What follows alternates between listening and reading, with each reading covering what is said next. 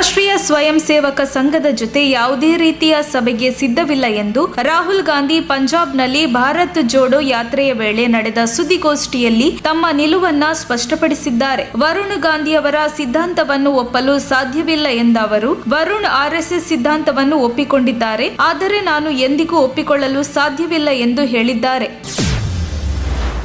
ವಿಶ್ವದ ಅತ್ಯಂತ ಹಿರಿಯ ಫ್ರೆಂಚ್ ಸನ್ಯಾಸಿನಿ ನಿಧನರಾಗಿದ್ದಾರೆ. ಫ್ರೆಂಚ್ ಪ್ರಜೆ ರುಸಿಲ್ಲೆ ರಾಂಡನ್ 118ನೇ ವಯಸ್ಸಿನಲ್ಲಿ ನಿಧನರಾಗಿದ್ದಾರೆ. ಸಿಸ್ಟರ್ ಅರಂಡಾ ಎಂದು ಕರೆಯಲ್ಪಡುವ ರಾಂಡನ್ ಫೆಬ್ರವರಿ 11, 1904ರಂದು ದಕ್ಷಿಣ ಫ್ರಾನ್ಸ್ನಲ್ಲಿ ಜನಿಸಿದರು. ರಾಂಡನ್ ಅವರು 1944ರಲ್ಲಿ ಸನ್ಯಾಸಿನಿಯಾದಾಗ ಅರಂಡಾ ಎಂಬ ಹೆಸರನ್ನು ಅಳವಡಿಸಿಕೊಂಡರು. ಜೆರಂಟೋಲಜಿ ರಿಸರ್ಚ್ ಗ್ರೂಪ್ನ ವರ್ಲ್ಡ್ ಸೂಪರ್ ಸೆಂಟನೇರಿಯಸ್ ಶ್ರೇಯಾಂಕ ಪಟ್ಟಿಯಿಂದ ರಾಂಡನ್ ಅವರನ್ನು ವಿಶ್ವದ ಅತ್ಯಂತ ಹಿರಿಯ ವ್ಯಕ್ತಿ ಎಂದು ಪರಿಗಣಿಸಲಾಗಿದೆ.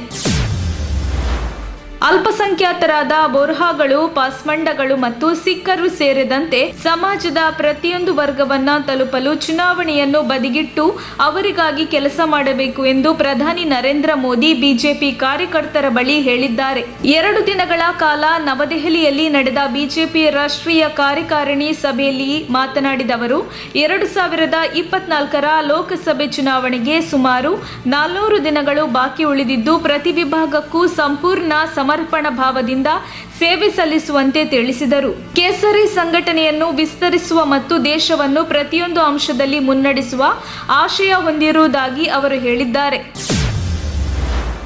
ಗದಗ ನಗರದಲ್ಲಿ ಇಂದು ಕಾಂಗ್ರೆಸ್ ಪಕ್ಷದಿಂದ ಪ್ರಜಾಧ್ವನಿ ಬೃಹತ್ ಸಮಾವೇಶ ನಡೆಯಲಿದೆ. ಇದಕ್ಕಾಗಿ ನಗರದ ಮುನ್ಸಿಪಲ್ ಕಾಲೇಜು ಆವರಣದಲ್ಲಿ ಭರದ ಸಿದ್ಧತೆ ನಡೆಯಲಿದ್ದು, ಬೃಹತ್ ವೇದಿಕೆಯನ್ನ ಸಿದ್ಧಪಡಿಸಲಾಗುತ್ತಿದೆ. ಸಾವಿರಾರು ಸಂಖ್ಯೆಯಲ್ಲಿ ಕಾಂಗ್ರೆಸ್ ಕಾರ್ಯಕರ್ತರು ಸೇರಿ ಸುಮಾರು 40,000 ಜನರು ಈ ಸಮಾವೇಶದಲ್ಲಿ ಭಾಗಿಯಾಗಲಿದ್ದಾರೆ ಎಂದು ಶಾಸಕ ಎಚ್.ಕೆ. ಪಾಟೀಲ್ ಹೇಳಿದ್ದಾರೆ.